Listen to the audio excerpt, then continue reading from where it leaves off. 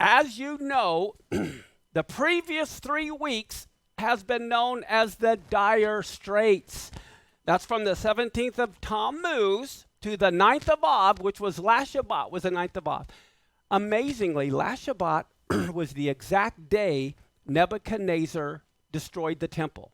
It was also the exact day the Romans destroyed the temple 600 years later.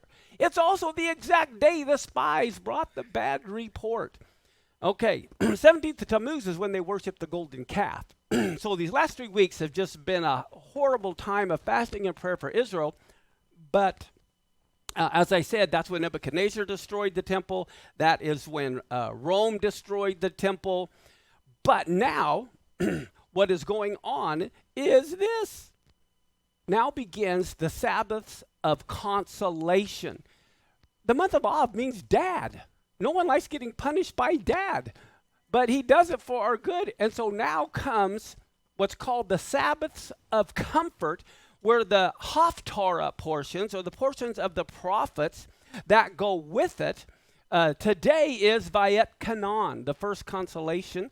And the Haftarah portion you see is Isaiah 40, 1 through 26. So these actually here are the next 7 weeks of consoling Israel through the Haftarah portions. And if you guys want to take a picture of that, I don't care if you take pictures. Okay, so here we go with our notes. As a matter of fact, to me, this day is absolutely incredible. One of my favorite Torah portions. But the reason why it was on this day in 2008 that I discovered the blood moons that have been talked about and written about for the last, 20 years. It was back in 2000. This was the day I presented it to everybody. Now, let me say this. When something that is traumatic or emotionally painful that happens to someone that we really care about, do we try to comfort that person? Of course we do.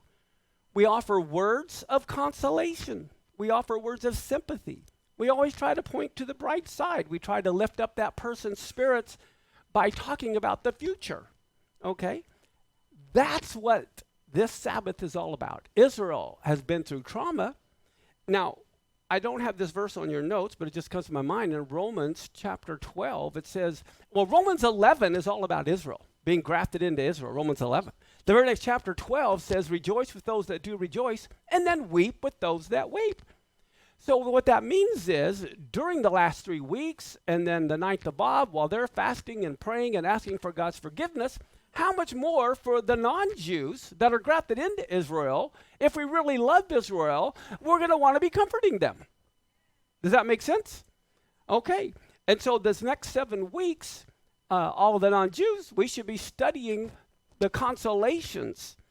And so where that idea of giving consolation, the Haftarah, look at it. Up at the top, it says it's Isaiah 40, verse 1 through 26. Guess what Isaiah 40 is all about? It's about Messiah starting his ministry, consoling Israel. Look at Isaiah 40, verse 1 and 2. Comfort you, my people, says God. Speak comfortably to Jerusalem.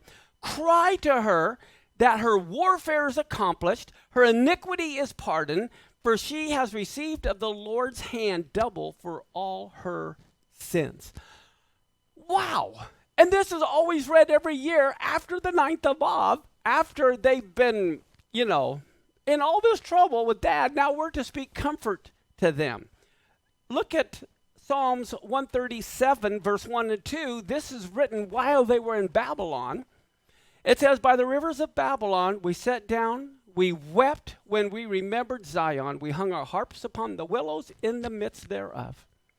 Well, guess what? In the Gospels, Matthew chapter 5, verse 11, it says, blessed are those that mourn, for they shall be comforted. If not us as Christians, who else is going to comfort those that are mourning in Zion? No one else is.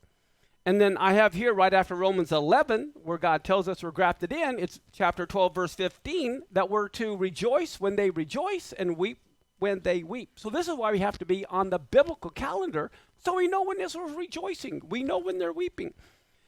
Now look at 2 Corinthians chapter 1, verse 3 through 4. It says, "Blessed be God, even the Father of our Lord Jesus Christ, the Father of mercies, and the God of all" what?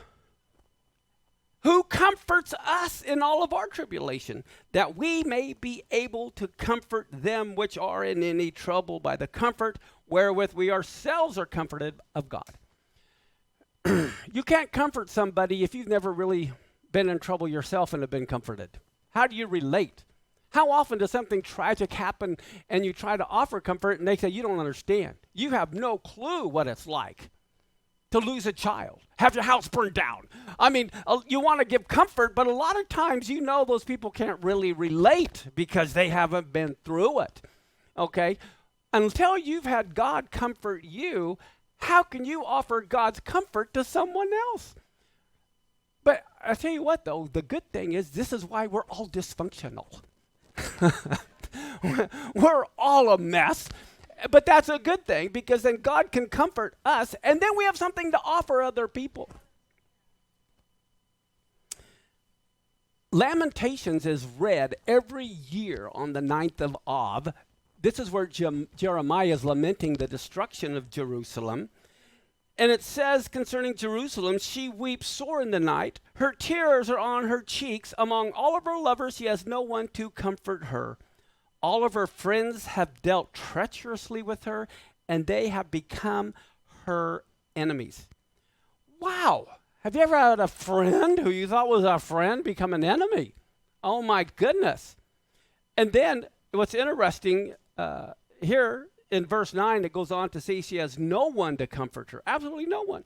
And then look at Lamentations 3:21 through 23.